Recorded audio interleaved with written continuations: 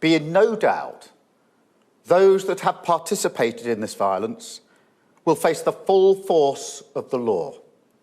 The police will be making arrests, individuals will be held on remand, charges will follow, and convictions will follow.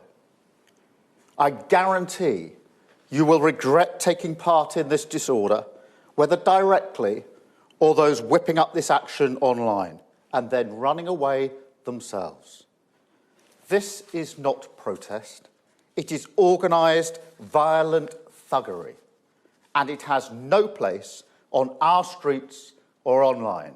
This is my video update on this Monday morning, March the 7th. Let's talk about some news. It's not March the 7th. It's August the 5th. Yesterday, my video update, I said April the 4th when I meant to say August the 4th. I'm terrible with time and dates. Absolutely terrible. So let's talk about some news and what is going on in the world today. Can we start things off with a positive? How about we start things off with a big positive, feel-good story, and that is Djokovic winning the gold medal in Paris. And he has achieved the golden slam, which is a career golden slam, which is winning all of the Grand Slam tennis titles in your career, as well as an Olympic gold medal. That Olympic gold has eluded Djokovic for his entire career. And he finally got it yesterday in Paris. The greatest tennis player to ever live, Novak Djokovic. So let's now get to some not so feel good stories. And where should we start things off? Where should we begin? Keir Starmer, as I talked about in my video update yesterday, Keir Starmer, he put out a statement where he said that he's going to crack down on thuggery on the streets and online.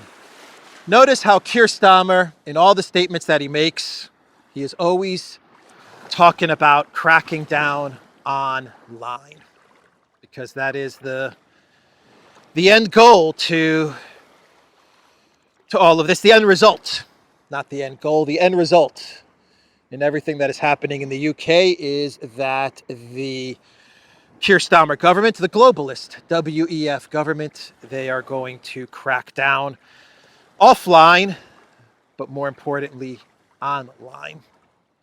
That's what's going to happen when all is said and done. Instead of Keir Starmer trying to, I don't know, maybe act like a prime minister and try to solve the UK's problems like inflation, a terrible economy. From what I read, manufacturing, the UK has fallen out of the top 10 countries of production and manufacturing. What else? The endless wars, sending money to Project Ukraine instead of keeping the money in Britain to help the people. Solving immigration, solving whatever problems exist there. I'm not an expert on what is going on in the UK with immigration, but instead of Keir Starmer trying to do the job of a prime minister and solving these problems, he is going to crack down. That's right, crack down. That is the solution. That's going to make things better, right? Wrong. But that's what's going to happen. Never let a good crisis go to waste. Who said that?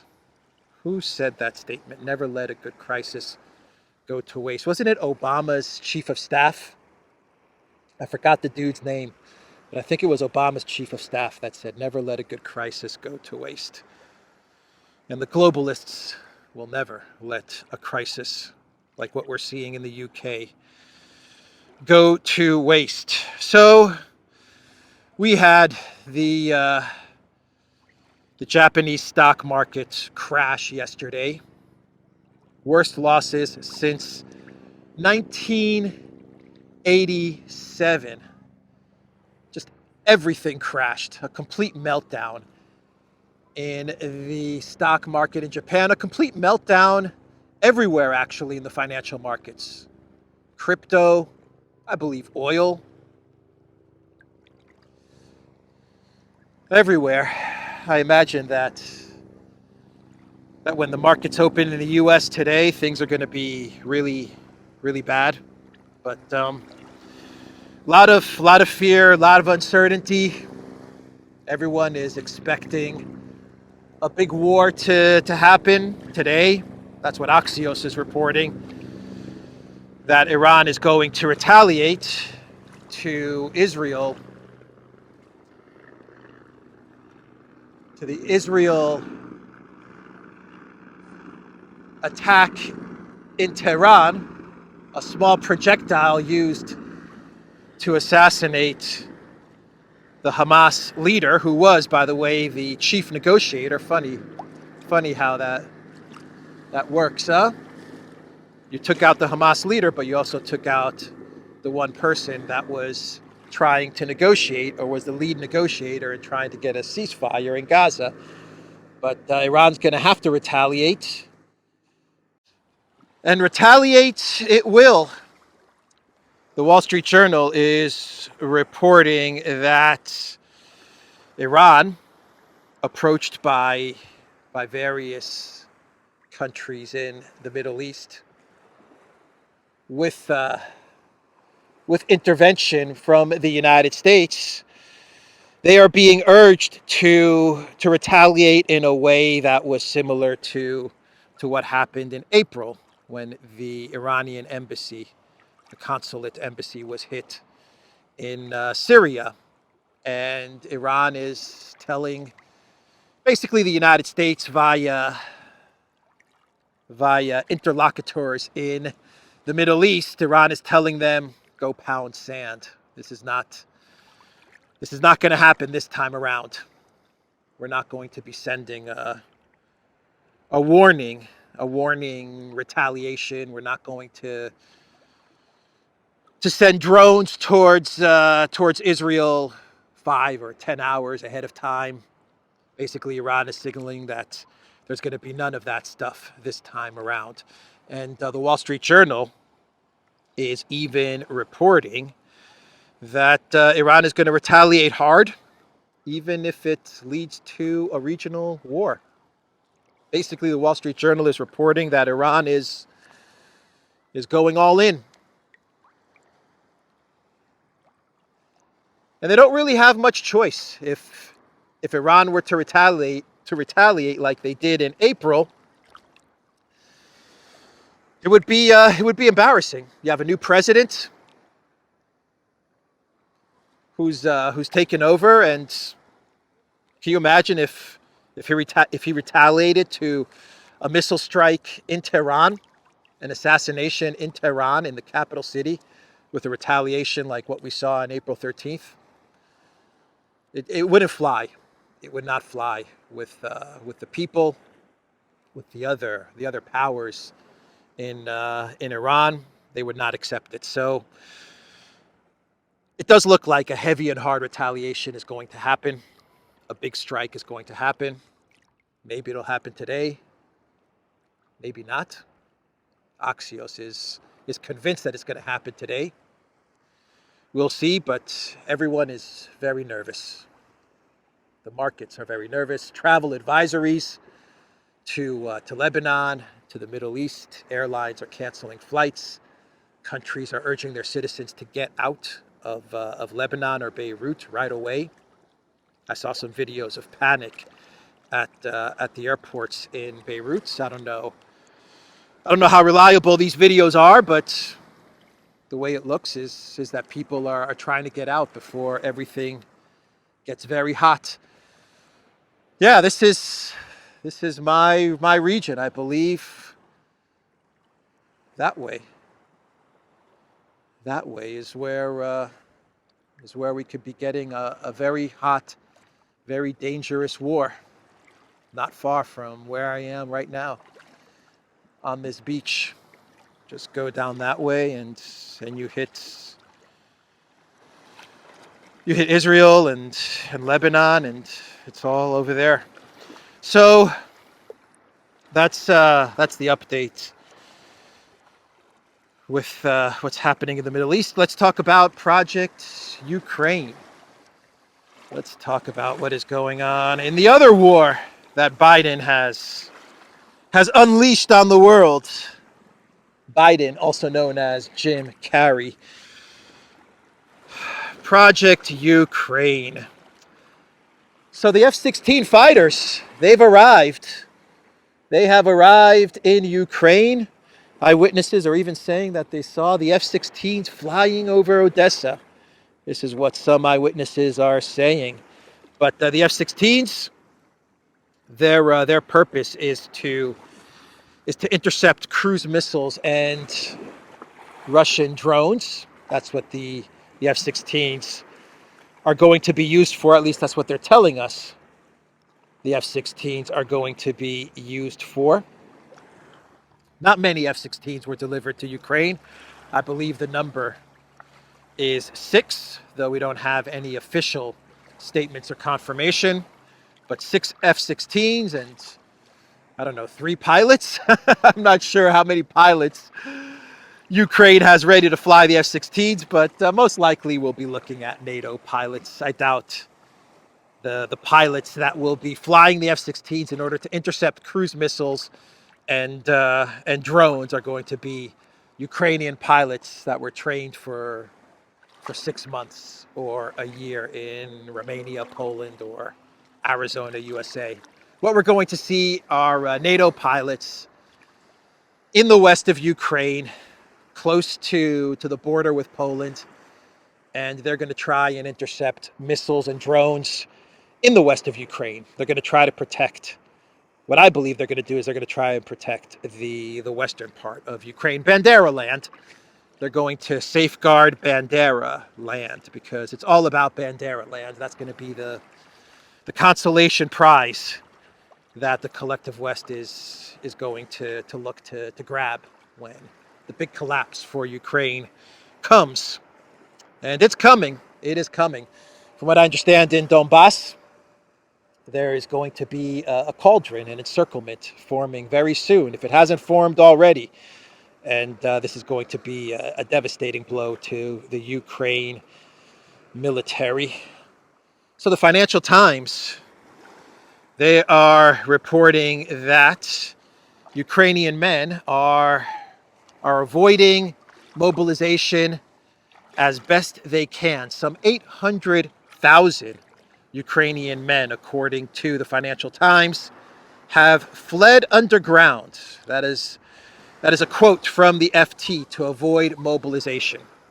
Fled underground, and these men are getting work at various companies and factories, and they're keeping the economy going, which is what they are doing, because if these 800,000 men were sent to the front, or just even a part of these 800,000 men were sent to the front, then the Ukraine economy would be even worse than what it is today, and today it's pretty bad.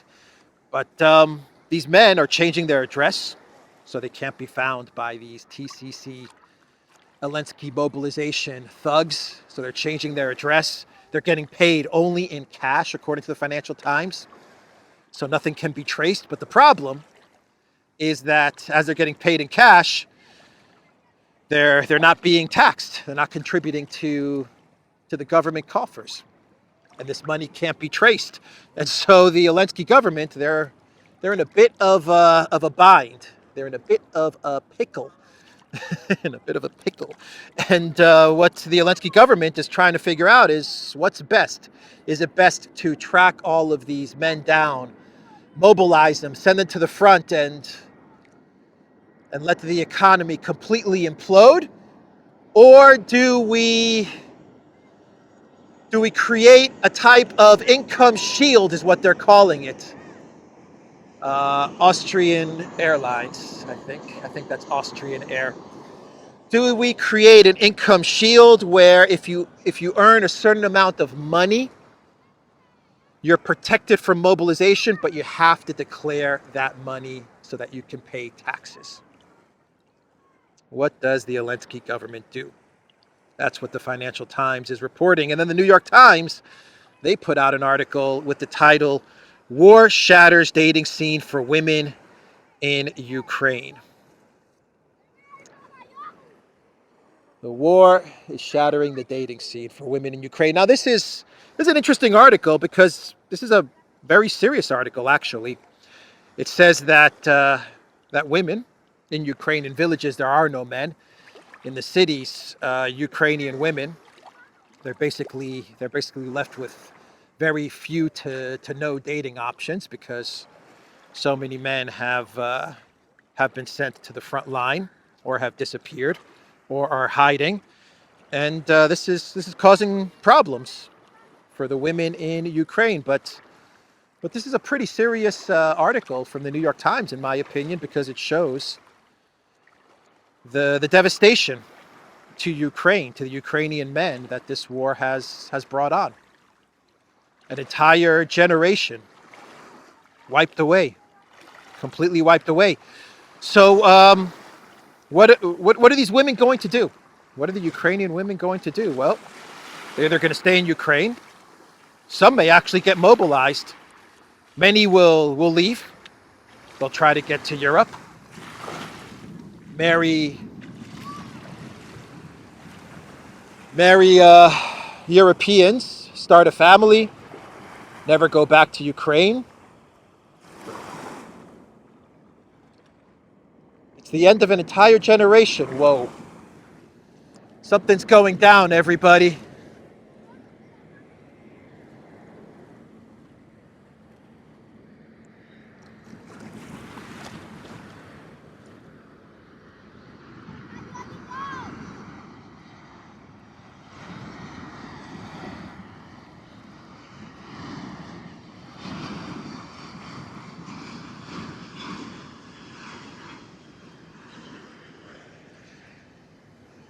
Oh crap, something is going down.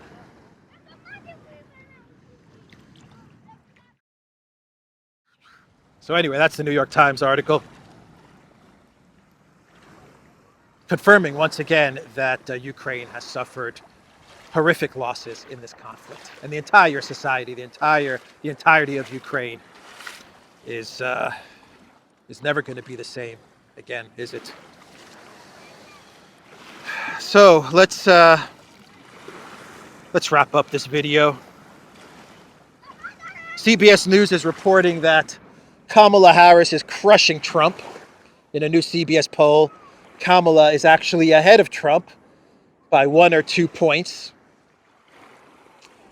She's getting a lot of support, a lot of excitement, and according to CBS News, Kamala is the game changer. Boosts in Democratic excitement help Harris reset the race against Trump, according to a CBS News poll. The Kamala reset, that's what we're looking at. The Kamala Harris reset. Do you guys believe these polls? I don't. I don't believe any of these polls. I think they're trying to Jedi mind trick everybody into believing that Kamala is the one.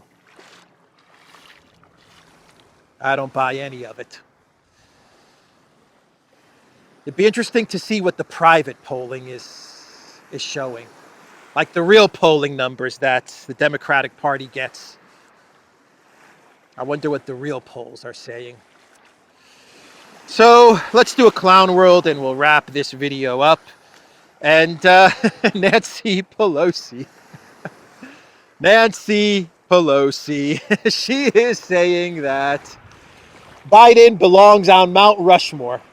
This statement from Nancy Pelosi was so crazy that even what's her face, Leslie Stahl, is that her name? Even Leslie Stahl was like, come on, you gotta be effing around with me, Nancy, when Nancy said Biden should be on Mount Rushmore. Even the puppet journalist in the U.S., the mainstream media puppet journalist, even she was like, come on, Nancy.